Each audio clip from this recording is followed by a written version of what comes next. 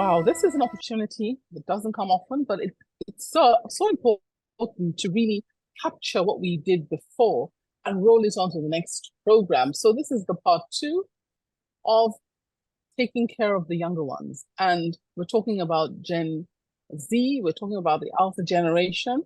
So thank you once again, Dr. Maymunah and Dr. Talabi, for staying on and, ensuring we, pull together and record this program because it is just so important to carry on from where we were.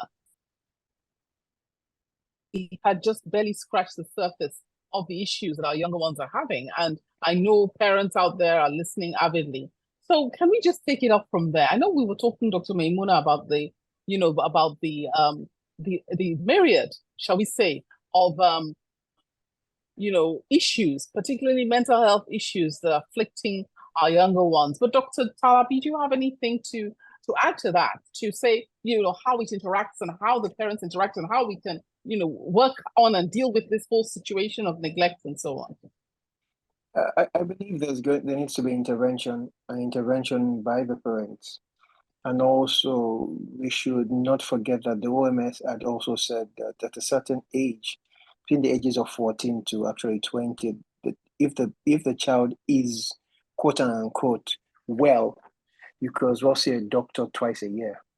If the child had a comorbidity, you should see a doctor at least 3 times a year.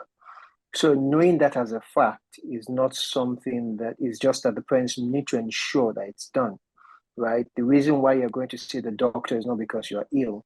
The reason why we're going to see the doctor is because we need a doctor to speak with you and see how things are going and whether you're going through the right growth process or not, be it mentally or be it psychologically, be it socially, or be it biologically. So that is very key for the parents, that they should ensure that their sons or their daughters. But the issue is that people don't know that. When the children get older, they think, oh, we've done all that. And they let them go. So it's not, it doesn't work that way. So imagine between the ages of 14 to 20, you have 6 years. That's 6 years in difference. That means you've seen the doctor 6 times to 12 times, right? And this doctor should evaluate you from a psychosocial point of view and also a biological point of view. It's normal processes that should happen. Interventions also in the house, the interventions in the house where you give the kids a little bit of respect and don't be judgmental when you speak to them. Because we tend to want to say we know everything. But the truth is that the world is moving at a very fast pace. And you as a parent, you're also not moving at the same pace as the world is moving. You have so many things on your mind that you're not thinking of how the world is moving. But the kids are already in tangent with the world. They know how it's moving. And so sometimes just speaking to them as friends rather than as parents does work, does help them. Very interesting was what Dr. Kadiri said about the medications. I wonder what happened to the medications cabinets that we used to have in those days, where you would keep your medications in the cabinet and have them under lock and key. In Nigeria, it's very hard for a parent to have their medications under lock and key.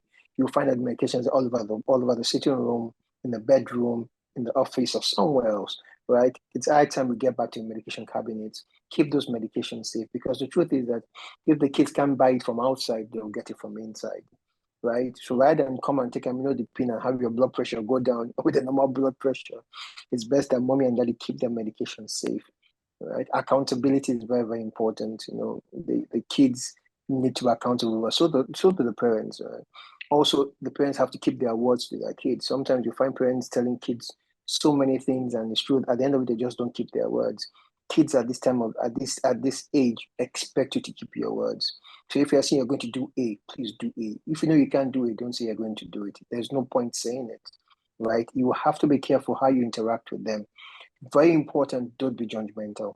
Don't judge them and don't compare them. Let's always remember that each person is an individual.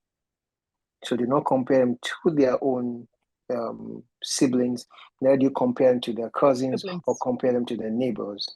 Always remember they are individuals before everything.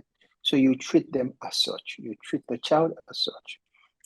Some kids like you speaking to them in a certain tone of voice. Some kids don't like you speaking to them in another tone of voice. You need to understand your kids, those that have more than one. Because another thing is that we feel that all things fit all.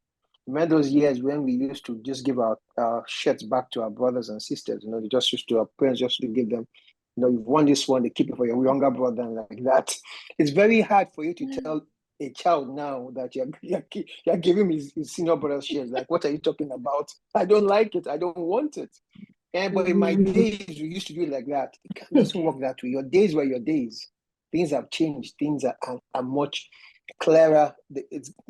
As Dr. Maymunah said, we are globalized. So they're speaking to somebody outside the country, seeing what they are wearing. They're on the internet, talking to you about Air Jordans, talking to you about Air Max, talking to you about things that you didn't even speak about. You're thinking with your Bata shoes of those years, wearing your Bata, and you liked your Bata shoes without a problem. Right now, the kids are speaking to you, I want Air Max, I want Air Jordans, I want Air. Like, what's all this about? But you have to understand that things are changing. Dr. Maymunah, I'll leave you for other interventions in terms of the communities, because in Cuba, sorry, I go back to Cuba because I take so many experience from there. That's where I did everything. So we had community centers where a certain time was for kids alone between those ages. We spoke to them on high blood pressure, on diabetes, on asthma. We spoke to them about sexually transmitted diseases. We spoke to them about alcohol intake. We spoke to them about drug addiction. We spoke to them. So promotion of health was very, very key in that age range, 14 to 20. It had to be a norm, right? There was no point. Oh, very, very important was contraceptions. We had to speak to them about contraception, right? And the reason why their bodies were not yet in the same space to having kids, and that's why contraception was important. Because when you had it, whether we liked it or not, these kids were going to do their things in a room. So we needed to speak to them about it. We needed to speak to them about STDs and how prevalent it was and things like that. So there has to be a conversation. We need to speak to our kids. And more than any other thing, we need to speak to the parents. Because the parents need to understand that they need to have good conversation with their kids, not command them, but speak with them. Oh, I think that's powerful. That's powerful. But I must say, you are talking directly to the parents now. I think most people who listen to this our station are Gen Zs, and we also have a few millennials also joining us on this call. So you are speaking to the parents, and I think they're hearing you, because I think all of us really can see all of these things going on. But in Nigeria, there is no adolescent care, as you mentioned, Dr. Maymunah. So what do we do? There's no what? I didn't get that. There's no adolescent care. Adolescent care, not like it was you mentioned in Cuba. There's no adolescent care. So what do we do? And adolescent-friendly centers, and it's a missing link. It's a missing link because even us as parents, we try to I'm taking you to the pediatrician. No, I'm no longer a baby. And then you are going to the family hospital and they're like, I'm not an adult. Adolescent-friendly centers, what it primarily comprises is that they look at the adolescent, the need assessment. What do adolescents really need? Their nutrition, their sexual health, their mental health, how to train them to be good citizens. So it's just generally they'll help them in such a way that they know there's a center that is just for them. There's something that comes with that feeling, that you know that you can walk into a center where you know that people that are going to speak to you are trained. They will listen to you, not judgmentally. They will educate you. They would encourage you and give you the requisite, information with regards to you can take this contraceptive, not because they are judging that you are sexually active, maybe because you need it for hormonal regulation.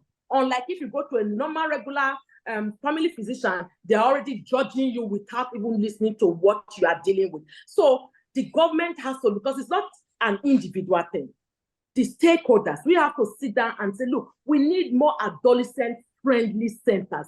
And that's the beautiful name for it. You don't call them adolescent hospitals or adolescent clinics, but adolescent-friendly centers. And when we have adolescent-friendly centers, it just makes them understand that this is a center where they can go for all this stuff. And it will even have sporting activities. you know, where they can even get together, where they can come together and have discussion, you know, by, you know, pair discussion, and also from elders. So we need more adolescents, and it has to come from the government perspective, and more like a policy, because it's not just a good to have, but it should be statutory that, look, we need those, yeah, and it's necessary for us to have them. And it is not something that we have to say we have to build more buildings. No, there are already existing centers, federal medical centers, general hospitals, what they call it, teaching hospitals. So there are so many places. In fact, in many communities, we have those other community centers. That is even, because let's take it away from this, because it's not a hospital thing. In those community centers, let's have a room or a place where that is already, it can be cleaned up and say, this is an adolescent-friendly center. Train the people that will be there. They don't necessarily have to be nurses. Community health extension workers are there. Volunteers, like people like you and I, and say, look, every month I'm going to volunteer 5 hours to go to the community health center. It's a long-hanging fruit. That things are already available. It's for us to make it happen. For us to say, we intentionally want to have adolescent-friendly centers. How do we do it? If we don't have community centers in this location, do we have primary health care centers that have a space? Even if it doesn't have enough room, can we put a porter cabin? So just something that can just create that space for them where they can have a breather. So we intentionally, deliberately need community adolescent-friendly center. It's a necessity. It has to be done, and the government has to make it happen for them. It's for our own good.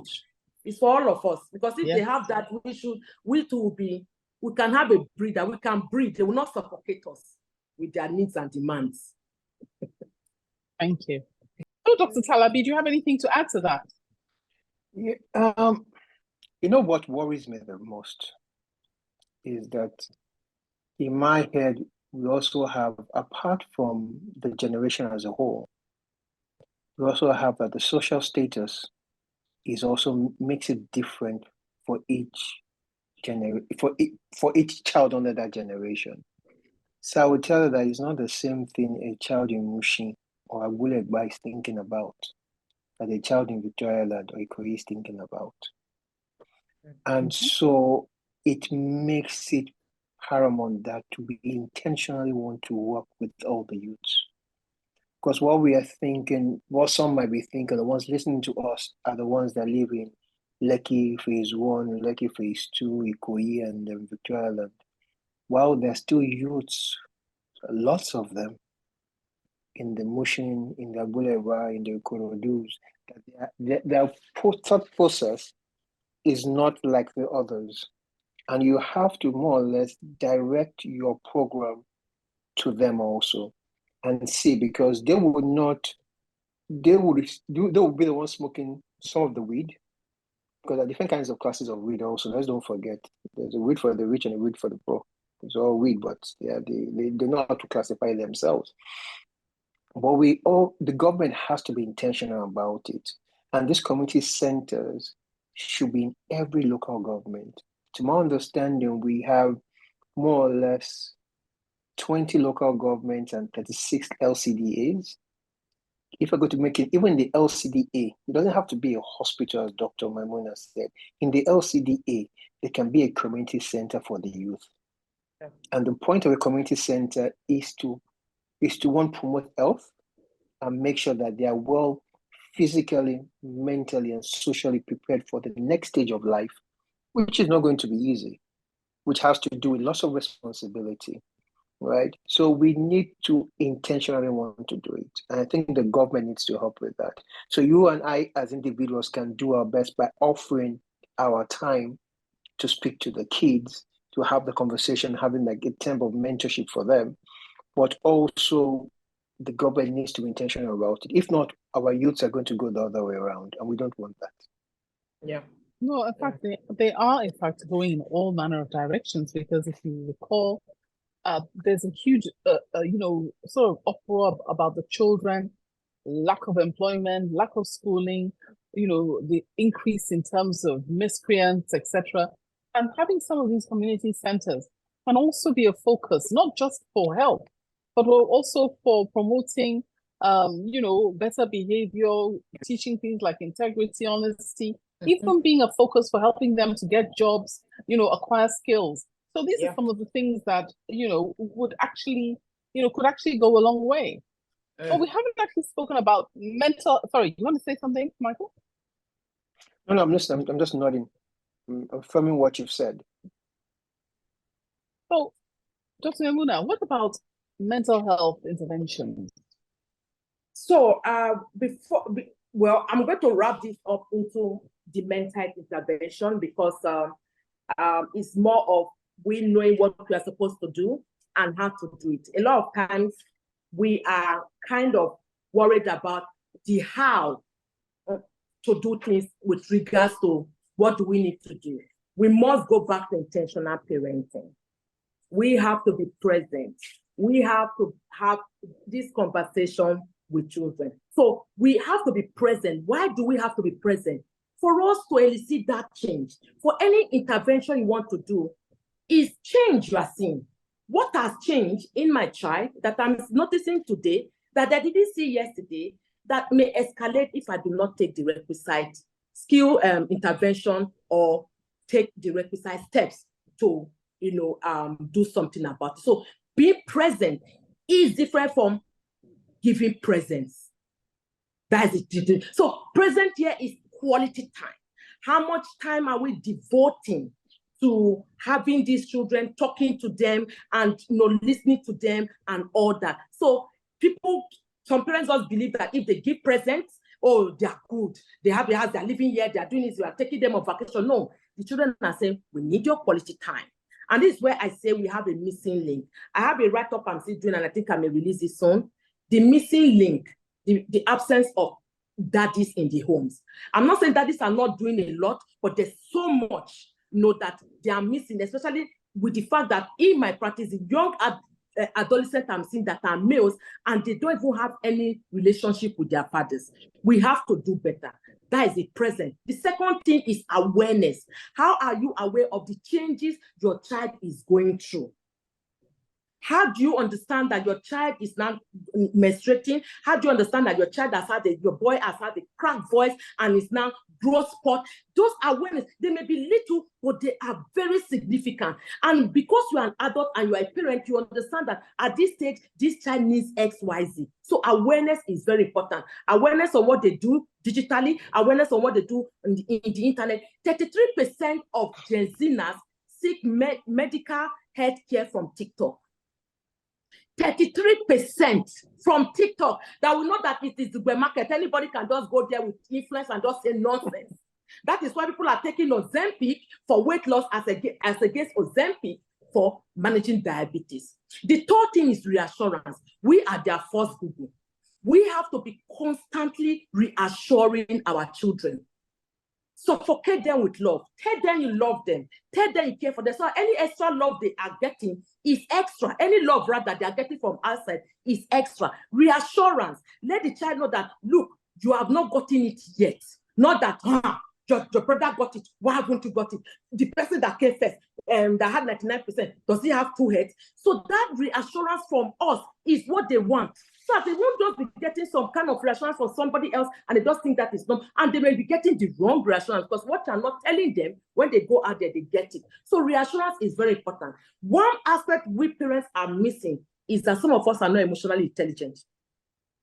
And when you are not emotionally intelligent, for God's sake, you cannot be aware. You cannot be able to manage yourself and manage others. You cannot even have empathy for these children. You constantly compare, you constantly bash them, you constantly shout on them. Children are afraid of parents not respecting and honoring them. So emotional intelligence is one intervention that so if you are not emotionally intelligent, go get help. Asking for help is a sign of strength and never a sign of weakness. Then the fifth thing is non-judgmental listening. They want to have a safe space. Create a good home climate. Create a good home, environment. Stop children are coming for therapy and say, I'm in a toxic relationship with my parents. And the environment is hostile. Non-judgmental listening. Listen to them to understand. Don't listen to children to respond.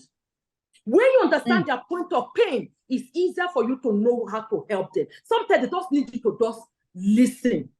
Because they know that you have others, but just listen. Then the system is time management. Just put structure, put things in place that will help them. There's what we call family constitution. Consequences and reward. If you do this, you will have this reward. If you do this, if you don't do this way, there are consequences. We should be able to be putting those things in place so that they will follow a structure. They will know what it is to manage themselves, manage time, and manage, whatever thing that they are doing in life. It's a way to help them. Then the seventh thing is inspire. We need to be able to inspire our children. Inspire them to be able to communicate, have community engagement, to be able to volunteer and see it as volunteerism as a big thing, as against, I'm going there to go and suffer. Inspire them. Let us, our children, stop calling that they Justin Bieber inspired them, Wizkid inspired them, Davido. What happened to you of daddy and mommy that they are not calling your name? You have to inspire them in their pursuit for greatness. The next thing is nurturing. We are the nurturers. We are the parents. If children are supposed to choose, if God said, choose who you are going to go, some children will not even come to us. Nurture them to be global citizens. Nurture them to be resilient. Nurture them to have good nutrition. Nurture them to be able to, engage properly, to be able to communicate properly. And of course, the most important thing out of all of this, in everything that we do, one very good intervention is for us to be godly and spiritual. In everything we do, because if you take that pie out of the wheel of wellness, spiritual wellness is not by a complete pie. And by the way, what I just felt now is parenting. For being present, to being aware, to reassurance, to being emotionally intelligent, to non-judgmental listening, to time management, to inspiring them, to nurturing them, and to godliness. When you look at it, that acronym is parenting. We need to do better. We need to go back to intentional parenting. It's not easy. Big shout out to all the Gen Z parents out there. The truth is that you get angry, they'll bring out the anger at you. In fact, you may have to go for anger management because they are doing things not in your way, and they are frustrating you. They are telling you they need this, they want to do this. You cannot, I need braces. It's just 1.5 million. Just, hello? This is aesthetic, and they'll tell you it's just 1.5 million. They're sending us gaga, but the truth is that we are their parents. We need to put things right. We need to have those conversations with them. We need to sit down with them. We need to listen, not judgmentally to them. And of course, nurture them in their pursuit for greatness. No, thank you very much. Unfortunately, again, we've come to the end of the program. So can I just say, Dr. Talabi, do you have any last words for our listeners to wrap up this very exciting topic? I think Dr. Maymunah has summarized everything in parenting. Also, as parents, we should also take care of our phones. As she said, we have to be present. There's no point having this conversation with your child and when you're still chatting on your phone. You have to show them that they're important. You have to show them that they are there. You have to show them that you're listening to them. So sometimes my daughter will say, "Daddy, but you're on your phone." I'll say, "I'm very sorry. I do apologize." Then put my phone down and let me hear what you have to say. And the act in me putting down the phone shows I respect her. Not because she's my daughter and I took up the job. Don't forget that these kids didn't come and choose you or I. They were given to us and we took up the job to take care of them. So if that's our job, if that's what we came into this world to do, to parent, then let's parent properly. All right, let's have time for them. Let's speak to them. Let's do what our parents would have done for us or what they didn't do for us. Let's do it for them, right? But also in the godly way, in the godly manner. Thank you. Thank you for watching. Please like, share, and subscribe for new video updates.